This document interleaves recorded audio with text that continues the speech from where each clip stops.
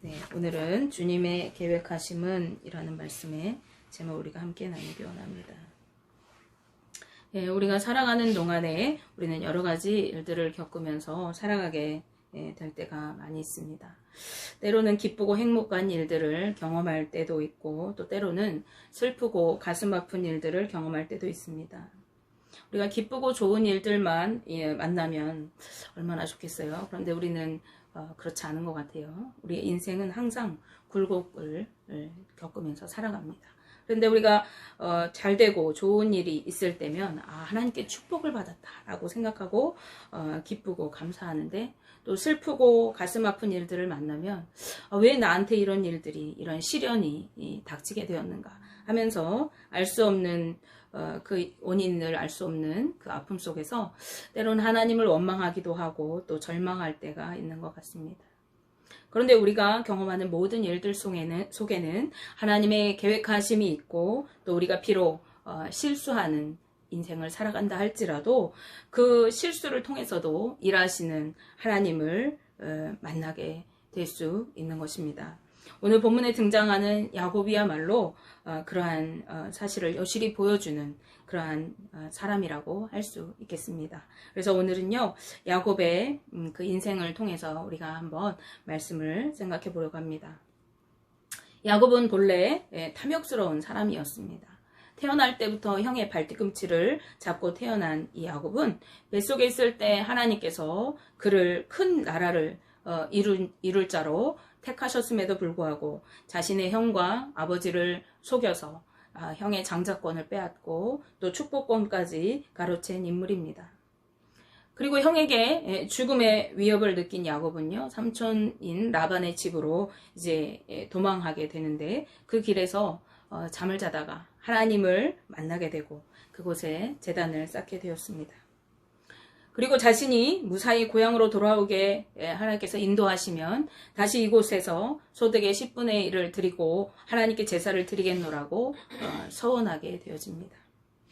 이제 마침내 삼촌의 집에 도착한 이 야곱은요, 그곳에서 양을 치고 집안일을 도우면서 지내게 되는데, 이때 자신이 했던 것과 똑같이 삼촌의 속임수로 아내를 둘이나 얻게 되고 또 10번이나 삼촌이 그 임금을 속이는 바람에 제대로 받지 못하게 되는 그런 삶을 살게 됩니다.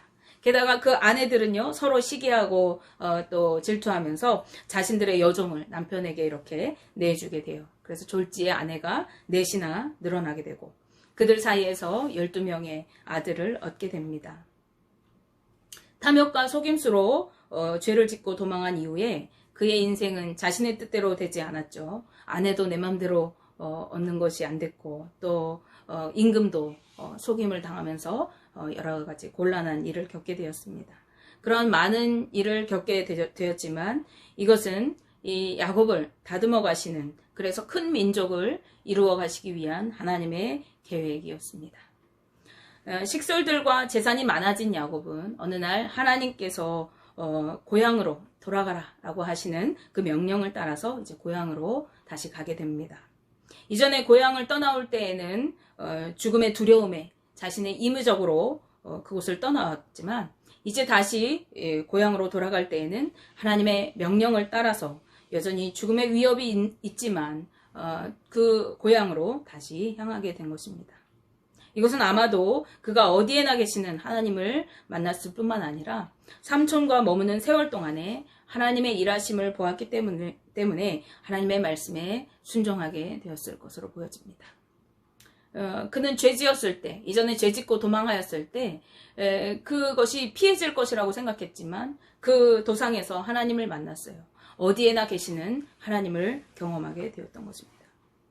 그런데 하나님을 만났다고 해도 여전히 그에게는 생명을 노리고 있을지 모를 형에 대한 두려움이 있었어요. 그래서 이 야곱은 돌아가는 길에 야복강가에서 하나님께 매달려 간절히 기도하게 되고 형 에서와 극적인 재회를 이루고 또 화해를 갖게 됩니다.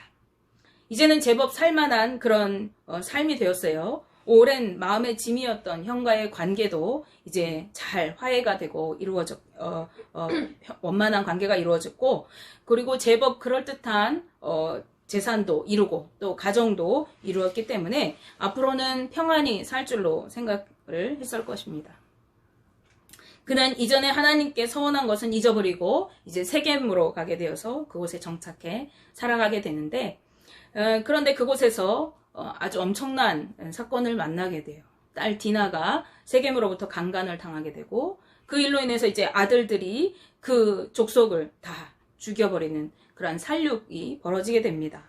그것은 아들들이 죄를 지은 것뿐만 아니라 그 주변으로부터 이제 보복을 당할 죽음의 위협이 다시 이르게 되는 그러한 상황에 놓이게 된 것입니다. 바람잘 날 없는 이 야곱은요, 이 일로 또다시 하나님의 명령을 받고 자신이 하나님께 서원했던 그 베델로 올라가게 되어집니다. 그리고 이때 이 야곱은 온 집이 정결하게 몸을 씻고 새 옷으로 갈아입고 그리고 겸비하여서 우상을 다 제하고 하나님께 나아가게 됩니다. 그런 야곱을 하나님께서는 축복하시고 이제 야곱이라는 이름 대신에 이스라엘이라는 이름을 불러주십니다. 그리고 그에게 축복의 말씀을 약속해 주셔요. 창세기 35장 10절에서 11절 말씀에 하나님이 그에게 이르시되 내 이름이 야곱이지만은 내 이름을 다시는 야곱이라 부르지 않겠고 이스라엘이 내 이름이 되리라 하시고 그가 그의 이름을 이스라엘이라 부르시고 하나님이 그에게 이르시되 나는 전능한 하나님이라 생육하며 번성하라 한 백성과 백성들의 총회가 내게서 나오고 왕들이 내 허리에서 나오리라. 아멘. 이 얼마나 놀라운 약속의 말씀이에요. 이스라엘이라고 하는 이름의 뜻은요, 하나님과 겨루어 이긴 자라는 뜻입니다. 즉 하나님의 백성이라는 놀라운 이름인 것이죠. 하나님은 그 이름을 친히 불러주셨어요. 이제 너는 이스라엘이다, 이스라엘아 하고 불러주셨어요. 누군가 내 이름을 아주 존귀하게 불러줄 때 그것은 얼마나 영광스러운 일이에요. 그런데 만군의 여호와 하나님께서 이름을 불러주셨어요. 그리고 이제 너를 통해서 한 백성이, 한 민족이 총회를 이루는 거대한 나라가 세워지게 될 것이다 라고 하십니다. 이것은 엄청난 축복의 말씀이죠. 내 허리에서, 내 자손에게서 왕들이 일어서게 될 것이다 하는 아주 엄청난 축복이 아닐 수 없습니다. 그리고 실제로 야곱의 12아들은 이후에 하나님의 백성인 이스라엘 백성의 시초가 되게 되어지죠. 야곱에게는 이제 하나님의 축복만 가득할 것 같이 보여집니다. 야곱은 하나님께서 아브라함과 이삭에게 약속하신 축복의 땅 가나안에 정착하여 살게 됩니다. 그러나 그곳에서 야곱은 또 한 번 고통의 시련을 겪게 되는데요. 바로 자신이 가장 사랑하는 아들인 요셉을 잃어버리는 사건이에요. 야곱에게는 특별히 아끼는 아들이 있었는데 그가 바로 요셉입니다. 이 요셉은 자신이 그토록 아끼고 사랑했던 아내인 라헬이 낳은 아들입니다. 야곱이 이 요셉을 얼마나 사랑했는지 그에게는 특별히 채색 옷을 입히고 귀히 여겼어요.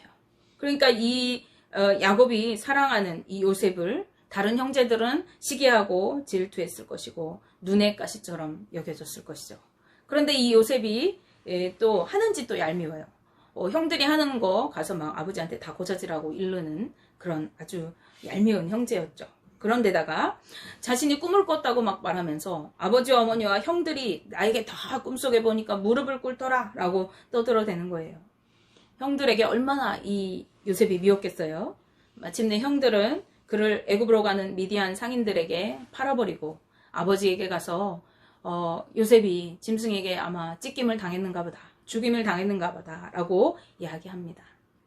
자신이 너무나도 아끼고 사랑했던 아들을 잃은 아버지의 그 심정은 어떻겠어요?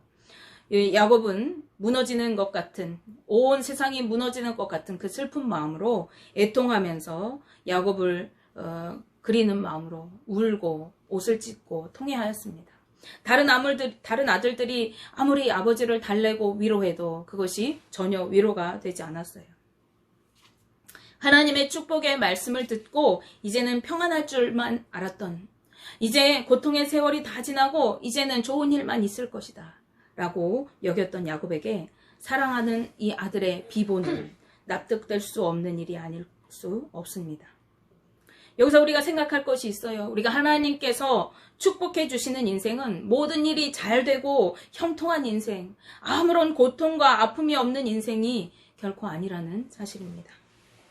우리가 납득할 수 없는 아픔과 고통에 때로는 믿지 않는 이들보다 더 크게 하나님께서 사용하시는 그 사람들에게 이를 수 있다는 사실이에요.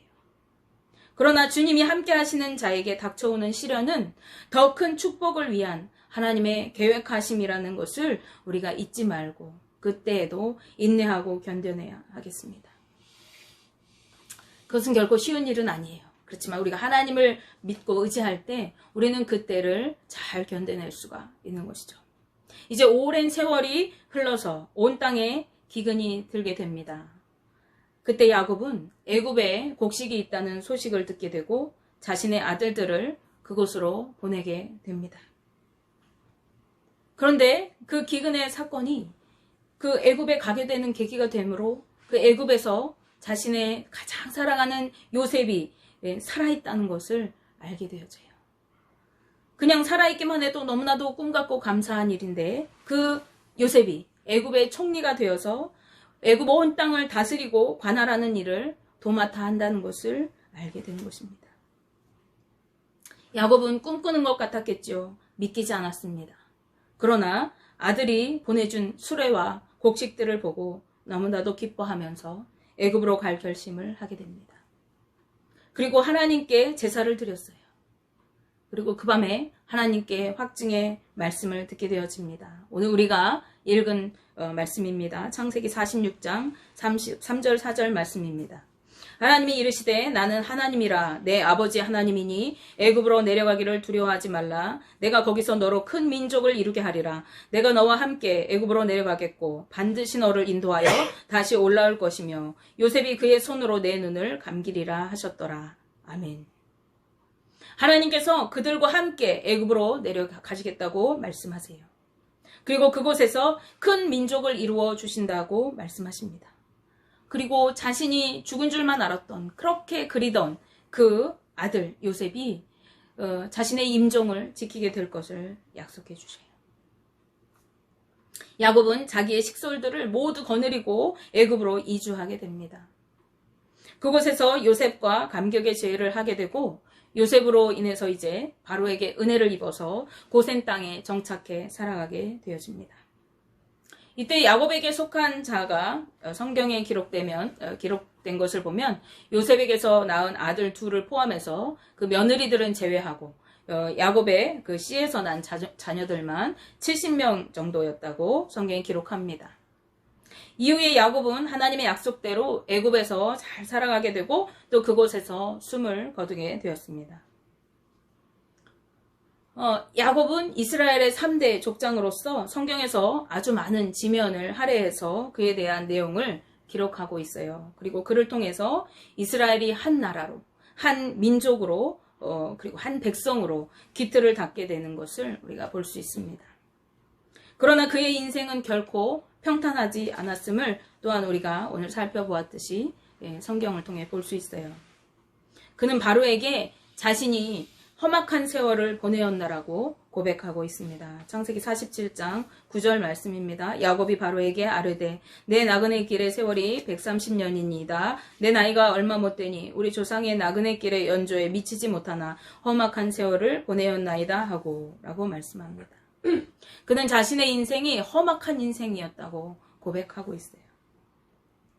우리가 속된 말로 하면 그는 길지 않은 인생을 살면서 산전수전 공중전을 다 겪은 사람이라고 하겠습니다. 그 인생을 살아가는 야곱은 알 수 없고 또 이해되지 않는 순간들도 많았을 것이 분명합니다. 왜 이런 험악한 세월을 살아가야 하는지 억울하고 슬픈 순간들, 어찌할 수 없어서 자신의 힘으로는 도저히 해결할 수 없는 그 순간, 그래서 발만 동동 구르고 안타까운 마음으로 애타던 그 순간들이 분명히 있었습니다.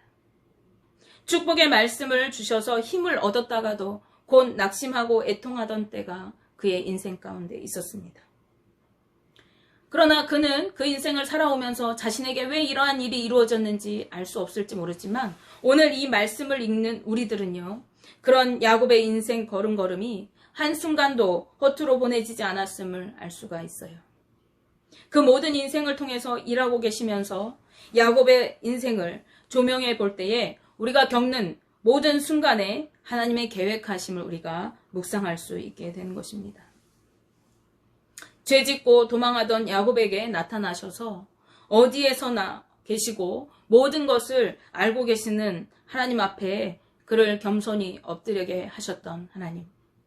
아들을 잃은 슬픔과 탄식이 변하여 구원의 기회와 축복의 통로로 삼으셨던 하나님을 우리가 말씀을 통해서 보게 되는 것입니다. 그리고 그런 하나님을 바라보게 될 때에 앞으로 닥쳐올 환난과 고난에도 여전히 함께 하시고 돌보시고 일하시는 하나님을 믿고 의지하게 되는 것입니다. 이후 이스라엘 민족은요, 430년이라는 긴 세월 동안 애굽에서 종살이하며 살게 됩니다. 이들은 이곳에서 고생의 쓴 잔을 마시며 살아가게 됩니다. 그러나 이것은 저주의 삶이 아니라 하나님의 또 다른 계획하심입니다. 일개 가족이던 이들을 그곳에서 생육하고 번성하게 하시고 큰 민족을 이루게 하시려고 하는 하나님의 뜻인 것입니다. 출애굽 당시 이스라엘 백성이 보행할 수 있는 장정만 60만이 되었다는 것을 볼 때 하나님의 약속은 애굽에서 성취되게 되었던 것을 우리가 알 수 있어요. 만약 이들이 종살이하지 않고 이렇게 많은 수로 증식하게 되었다면 어떻게 되었을까요? 아마 이스라엘 민족은 주변국들에게 수없이 공격을 당하고 생존하지 못했을 것입니다. 성경을 통해서 우리는 그 사실을 짐작해 볼 수 있어요. 출애굽기 1장 8절에서 10절 말씀. 요셉을 알지 못하는 새 왕이 일어나 애굽을 다스리더니 그가 그 백성에게 이르되 이 백성 이스라엘 자손이 우리보다 많고 강하도다. 자, 우리가 그들에게 대하여 지혜롭게 하자. 두렵건대 그들이 더 많게 되면 전쟁이 일어날 때에 우리 대적과 합하여 우리와 싸우고 이 땅에서 나갈까 하노라 하고 라고 말하고 있습니다. 이 당시에 다른 민족의 수가 늘어나면요, 우리 민족을 위협하는 세력이 증가하게 되는 것을 뜻합니다. 그렇기 때문에 당시 어떤 세력이 커지는 것은 견제의 대상이 될 수밖에 없었고 그대로 둘 수가 없는 것이죠. 그렇기 때문에 하나님은 이스라엘 백성들을 애굽에 이주시키셔서 그곳에서 조용히 성장시키시고 마침내 구원을 이루셔서 그 애굽에서 끌어내시고 열방의 하나님의 백성으로 제사장 나라로 세우게 되셨던 것입니다. 하나님의 계획은 우리가 생각하는 것만큼, 우리가 이해하는 것만큼 순탄하고 축복만 있는 계획은 아닙니다. 그러나 하나님의 계획은 반드시 하나님의 구원을 이루시고 축복을 이루시는 뜻이 있다는 것을 우리가 기억해야 하는 것이죠. 혹시 여러분에게 지금 어떠한 어려움이 있으십니까? 내가 도저히 이해되지 않고 또 힘이 든 그 고난과 슬픔이 있으십니까?